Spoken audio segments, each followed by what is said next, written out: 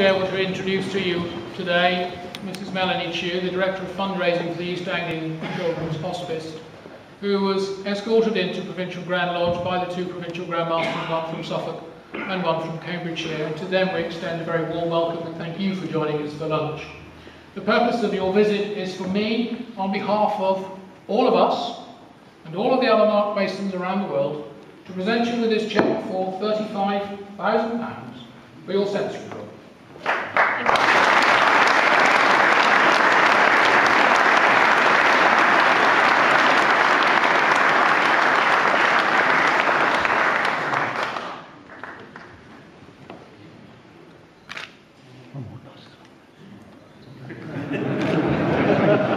That's the big cheque. The real one is in there.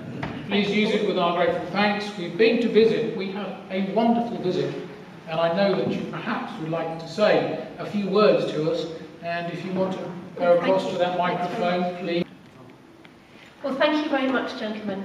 It's a real privilege to be invited here today, first for your generous hospitality, but also for your very generous support from the Mark Master Masons through the Mark Benevolent Fund.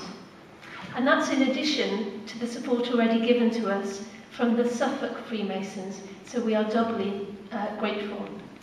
Now, each supports children throughout 4 counties. That's Norfolk, Suffolk, Cambridgeshire and the northern half of Essex. And we support children who are likely to die in childhood. That might be through a genetic condition, or simply that they're born too early, or through accidents or childhood cancers. Many children, of course, recover, but sadly some do not. And it's a common misconception that children's hospices support children only at the point at which they are dying, when they need what we call end-of-life care. But in fact, we support them from the time that they're diagnosed or that they're referred to us, and we provide something called short break care throughout their childhood journey, either in their own homes or in one of our hospices. And then, of course, we provide end-of-life care for the child and bereavement support for their families. One such child who I got to know was a little boy called James, and he was born with really very severe healthcare issues, which meant that he was going to be unable to grow and develop as most children do. And his parents were told that because of his healthcare issues, he would be lucky to survive until the age of about five years. And during that period, James was unable to learn to walk or to talk. He had very limited vision, but nevertheless, he did have some understanding, and he was a very happy and contented and loving child. He actually survived to the age of 10, being the little fighter that he was, but of course needing constant care and attention throughout his life, because he was unable to do anything for himself.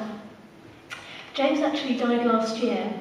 And when it was clear that the end was coming, his parents moved into the hospice that was a little bungalow that served us at the time, to be with him as his condition deteriorated, but surrounded and supported by our nursing team. But we've really outgrown that little bungalow. James's parents had to stay on just a sofa bed through the last days of his life because we just simply didn't have enough room. We didn't have separate family facilities.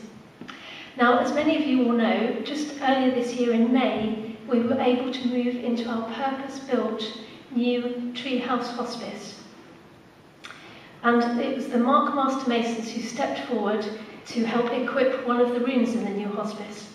Your gift has paid for the new sensory room to be installed. And for the few of you who've already seen it, I'm sure you'll agree it really is a terrific room.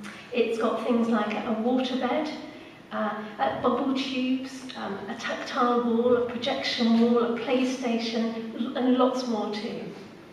And the aim of the room is to be able to stimulate the senses of profoundly disabled children, but also to provide a lot of fun for the more able children. And what this room will do is to make our new Treehouse Hospice a really exciting environment for the children who come and stay with us. So we wanted for me to come here today to be able to say, on behalf of all of the children, the families, and the staff at East Anglia's Children's Hospices, please accept our grateful thanks for all your support. Thank you.